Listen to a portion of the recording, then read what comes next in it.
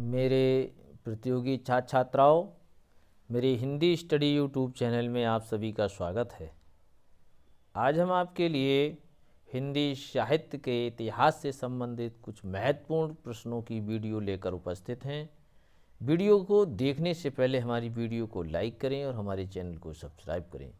ये video UP board के विद्यार्थियों के लिए, सीबीएसई बोर्ड के विद्यार्थियों के लिए और अन्य बोर्ड के विद्यार्थियों के लिए उपयोगी है जिनने हिंदी विषय जिनका रहा है, और इसके साथ साथ टीजीटी और पीजीटी के भी प्रतियोगी छात्रों के लिए बहुत ही महत्वपूर्ण है, क्योंकि ये प्रश्न वे प्रश्न हैं जो परीक्षाओं में पूछे गए हैं। इसलिए इनको ये बताना है कमेंट बॉक्स में लिख करके कि हमारे इतने क्वेश्चन ठीक हुए हैं। तो देखिए, प्रारंभ करते हैं। गीतिका के रचनाकार का नाम है प्रसाद, पंत, निराला, मुकुटधर पांडे। तो इसका सही उत्तर होगा सी, निराला जी। निराला ने गीत का अणिमा, बेला, नए पत्ते, कुकरमुत्ता ऐसी उनकी रचनाएं हैं निराला जी की। मुकुटधर पांडे ये ऐसे कवि हैं जिनको छायावाद के प्रथम दर्शन होते हैं इनकी रचनाओं में। इसने छायावाद का प्रमुख और प्रथम कवि ने मानते हैं मुकुटधर पांडे। पंत को हम प्रकृति के सुकुमार कवि के नाम से जानते हैं। इनकी रचनाएं हैं चिदंबरा, परिमल, गीत का, प्रसाद, आंसू, लहर, झरना, कामायनी। तो पंत जी की रचनाएं थोड़ी गलत हुई। पंत जी की जो रचनाएं हैं, सुमित्रानंद चिदंबरा है और कलाबूढ़ा चांद है, ये इनकी दो प्रसिद्ध रचना हैं। और चिदंबरा पर इन्हें ज्ञानपीठ पुरस्कार मिला था। पल्लव इनकी महत्वपूर्ण रचना है जिसका प्रकाशन सन 1928 में किया गया।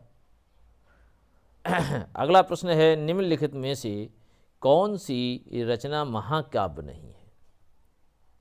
कामायनी, प्रिय प्रवास, साकेत, पल्लव। तो इसमें पल्लव सुमित्रानंदन पंत की ये जो रचना है ये महाकाव्य नहीं है, इसलिए डी उत्तर इसका ठीक होगा। और प्रिय प्रवास खड़ी बोली का प्रथम महाकाव्य है। ये अयोध्या सिंह उपाध्याय हरिओंद का है जिसमें 17 सर्ग हैं। कामैनी जयशंकर प्रसाद का काव्य संग्रह है और जिसके प्रकाशन वर्ष 1935 है। प्रिय प्रवास का प्रकाशन वर्ष 1914 है। साकेत ये मैथिली शरणगुप्त का काव्य है और जो राम कथा पर आधारित है।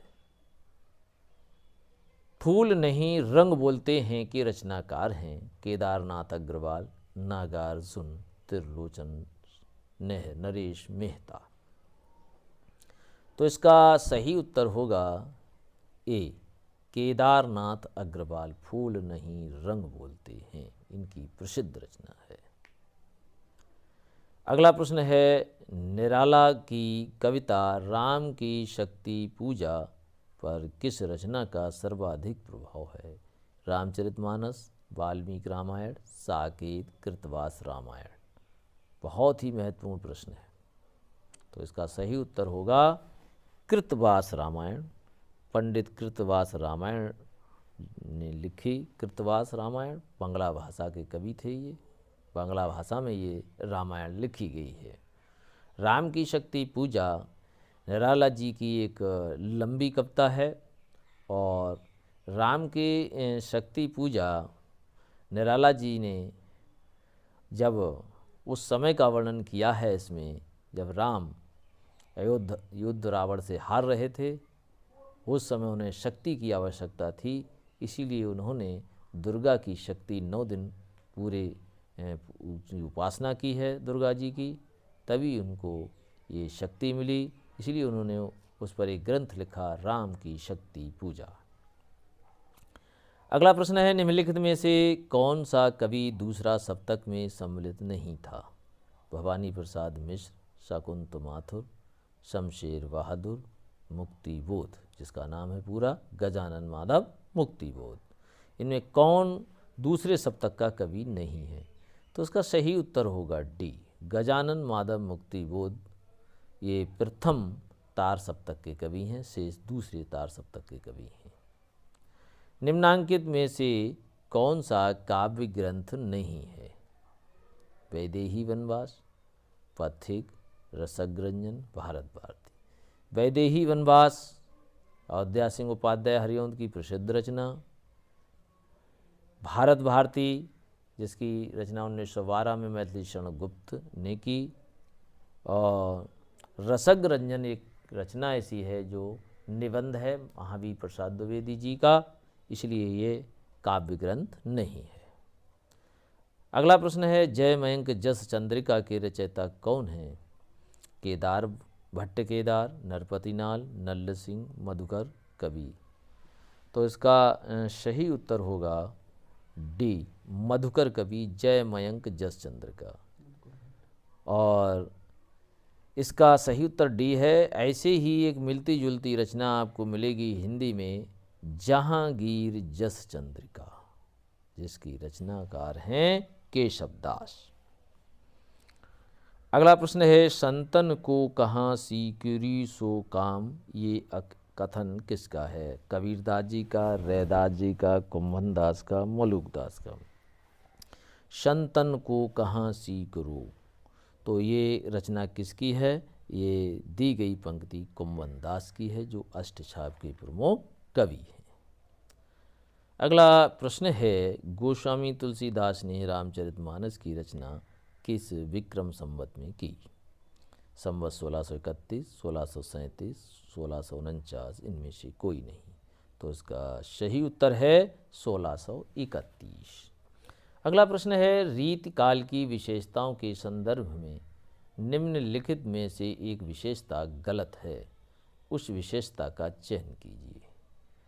ए, रीतकाल में अलंकरण की प्रधानता है, ठीक है। रीतकाल की प्रमुख भाषा ब्रज भाषा है, ठीक है। रीतिकाल में प्रकृति का आलम्बन रूप में वर्णन हुआ, गलत है। रीतकाल में लक्षण ग्रंथों की प्रमुखता है, ठीक है।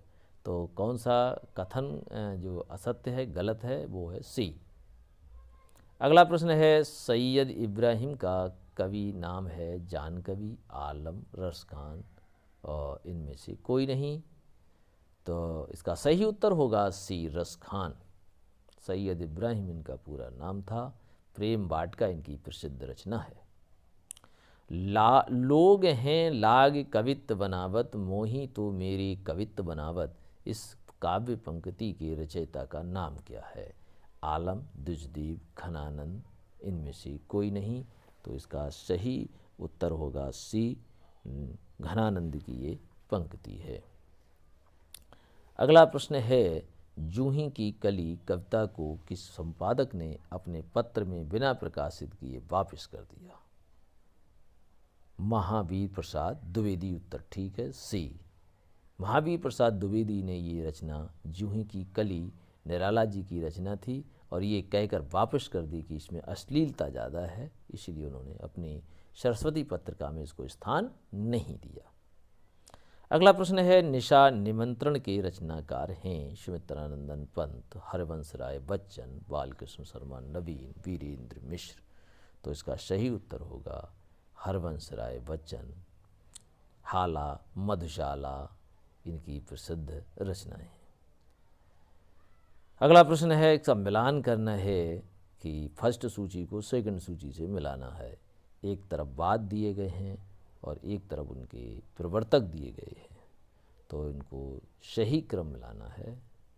और संयोग से इस प्रश्न के सारे जो विकल्प हैं वे मिलान हैं, वो अपने सामने ठीक लिखे हुए हैं सब। शुद्ध अद्वैतवाद वल्लभाचार्य इसके प्रवर्तक हैं, अद्वैतवाद शंकराचार्य हैं, विशिष्ट अद्वैतवाद रामानुजाचार्य हैं, और द्वैतवाद मध्वाचार्य हैं। सबका मिलान ठीक है, इसलिए ये अपने में ठीक क्वेश्चन है। प्रिय छात्रों, हमारी ये वीडियो आपको पसंद आई हो तो हमारे हिंदी स्टडी यूट्यूब चैनल को सब्सक्राइब करें। धन्यवाद।